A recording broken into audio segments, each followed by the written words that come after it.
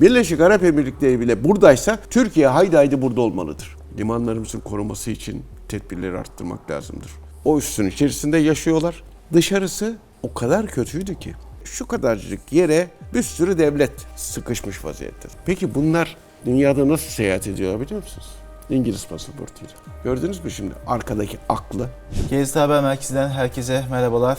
Topkapı Üniversitesi öğretim üyesi Amiral Cihat Yağcı ile birlikteyiz. Amiralim hoş geldiniz. Hoş bulduk. Yine haritanın başında birlikteyiz. Somali açık. Son dönemlerde daha sık bu haritayı izlemeye başladık ama son gelişmeler ışığında bir daha konuşmak istiyoruz. Hem İsrail'in buradaki varlığı, Somaliland meselesi, bilmeyenler için nedir onu da yorumlayabiliriz. Türkiye ile olan da bir ilişkisi var aslında tüm sürecin. Onu nasıl yorumlamayız, Evet. nasıl anlatalım? Şimdi Somali bu gördüğümüz yer.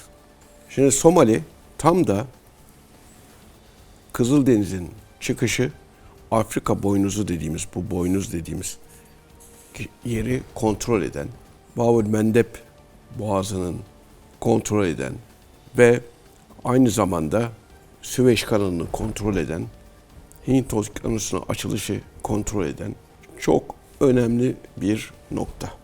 Burası stratejik olarak son derece önemli. Yanında hemen Cibuti var. Tam da Kızıldeniz girişini kontrol eden yerde. Bu Cibuti, ben zamanında oraya görevdeyken ya binbaşılığımda, yarbaylığımda falan gittim. O zamanlarda bir mukavva parçasına sahip olanın zengin sayıldığı bir yerdi. Bir Fransız sömürgesi ama Fransızlar çekmiş gitmiş bir üsse, çekmiş gitmiş derken bırakmışlar ama bir üsse kapanmışlar, üssü bırakmamışlar, askeri üsleri var. O üssün içerisinde yaşıyorlar. Dışarısı o kadar kötüydü ki binaların camları kırılmış, Fransızlar çektikten gittikten sonra cam yok, camcı yok. Binaların camları kırık. Onun içerisinde böyle girip yaşayanlar, hani işgal edenler falan. Muşambası olan dediğim, yani başına serecek muşambası, altına koyacak olan mukavvası olanın zengin sayıldığı bir yerdi. Biz gemiyle gittiğimiz zaman çocuklar suya saldırıyorlardı, elimizdeki suya. Su istiyorlardı yani. İnanılmaz üzüntü verici bir durumdu. Şimdi burada bu Cibuti'de, onun öneminden de bahsedeyim. Bu Cibuti'de Çin üssü var, ABD var, Fransa var, Japonya var. Bak, üssü var. Şimdi burada oteller falan yapılmış. İngiltere var, Rusya var. Herkes burada bekliyor. Çünkü neden? Herkesin gemisi buradan geçiyor. Herkes gemisinin emniyetle, yani daha doğrusu ithalat ve ihracatın emniyetini sağlıyor. Özellikle ham petrol. Burası bu kadar kritik. Şuraya, şu kadarcık yere bir sürü devlet sıkışmış vaziyette. Zaten küçücük bir yer. Türkiye ise Somali'de var. Burasında. Şimdi Somali gerçekten çok insanları da hoş insanlar, Türkleri de seven insanlar. Fakat Afrika'da kabile savaşlarına dönüştürülen emperyalist güçler tarafından birbirlerine düşsünler, bunlar birbirlerini yerken biz de bunların kaynaklarını yiyelim diyen bir anlayış var. Bu Batılıların anlayışı, bu Somali'de de oluyor. 1991'de Somali'de yapı şurada Puntland diye ayrılıyor. Şöyle. Yaklaşık. Şurası Puntland. Burası da Somaliland. Burası da merkezi hükümetin olduğu yer. Mogadishu da burada işte. Şurada bir yerde. Şimdi bu Somaliland, ben diyor bağımsızım. Puntland diyor ki ben bir federal yapayım, merkezi hükümete bağlayayım, bağımsızlık falan istemiyorum diyor. Şimdi bu Somaliland'de yine altın var. Daha da önemlisi uranyum var. Ve denizlerinde petrol var. Merkezi hükümetle resmen çatışma halinde. Ben diyor Somali'nin bir parçası değilim. Ben Britanya Somalisiyim diyor. Bak, Britanya Somalisiyim. Burası Britanya Somalisi diyor. Gördünüz mü şimdi arkadaki aklı? Peki buradaki bunlar tanınmıyor. Kimse doğru düzgün tanımıyordu bunları. Peki bunlar dünyada nasıl seyahat ediyor biliyor musunuz? İngiliz pasaportuyla. Somaliland'dekiler İngiliz para. Peki bunu tanıyan şimdi İsrail geldi tanıdı. Gördünüz mü?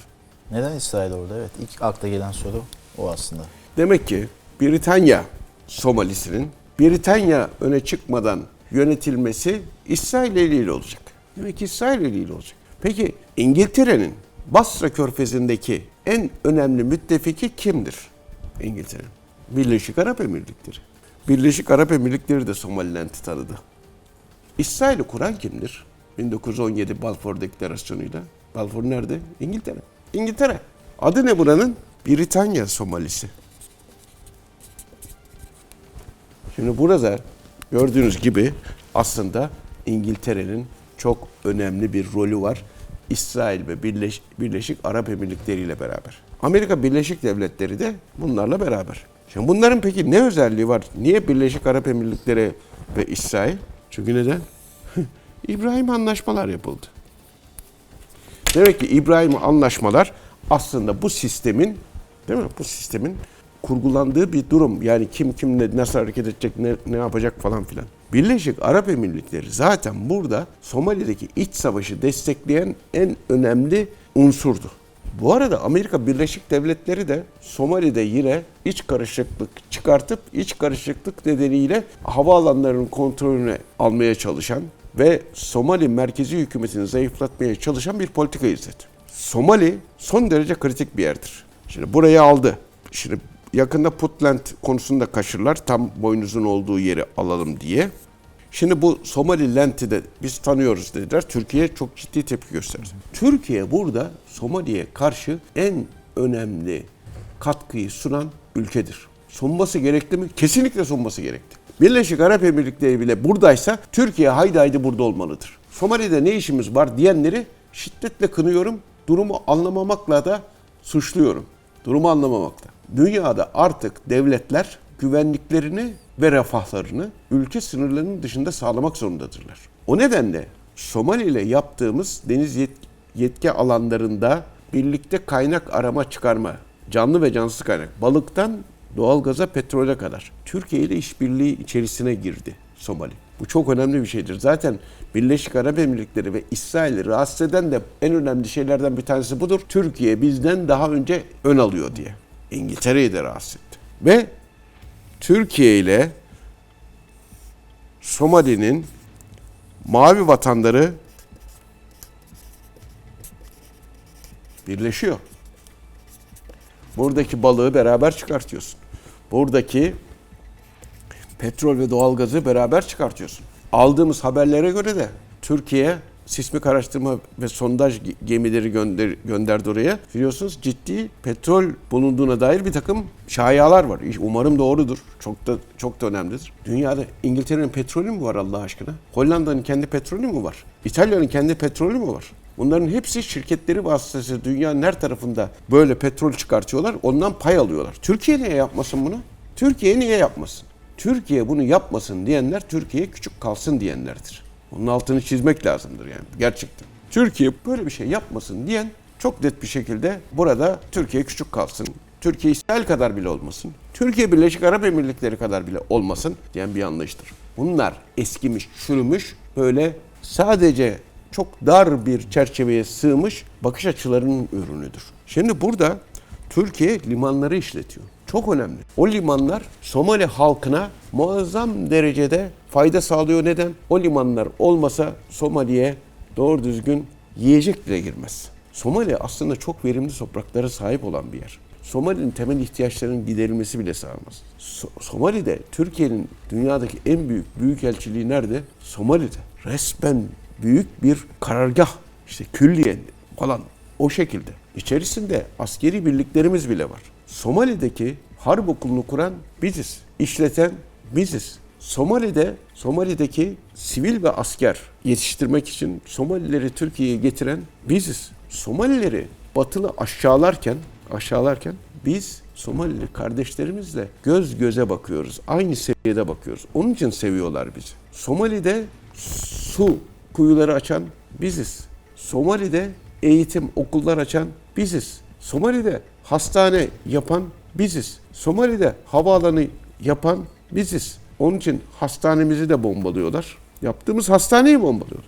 İç savaş bahanesiyle. İşte hep bunlar İngiltere, İsrail, Amerika, Birleşik Arap Emirlikleri etkisiyle.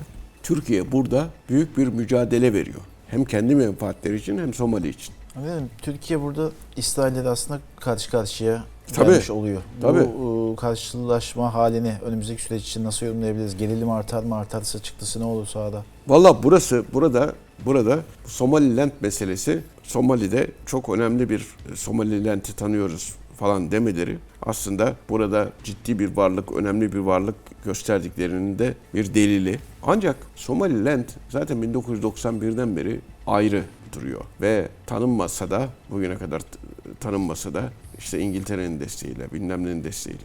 Burada sorun şu, Somaliland'den ziyade Somali'nin içerisini bunlar karıştırırlar ve Somali'de kabile savaşları, iç savaşlar, şunlarla bunlarla iyice zayıflatırlar ve bizim buradaki tesislerimize, üslerimize saldırabilirler.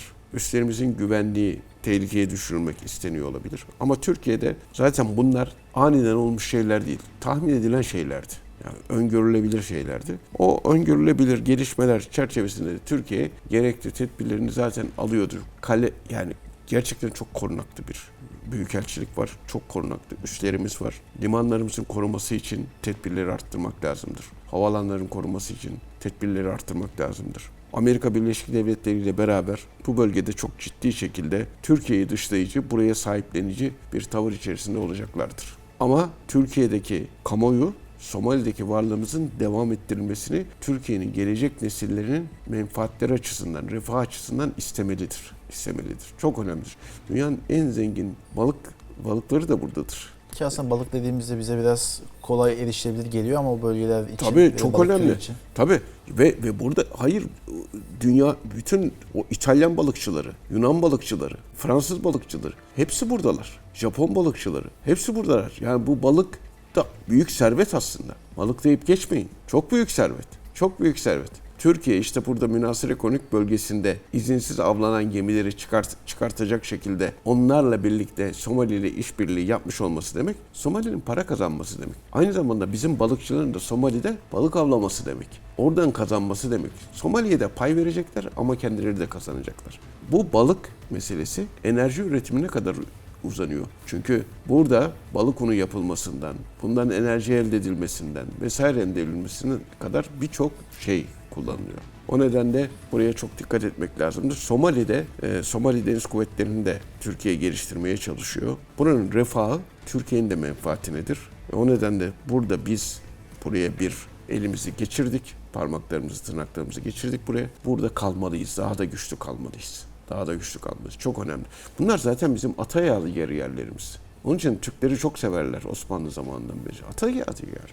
Teşekkürler Emre. Değerli katkılarınız için.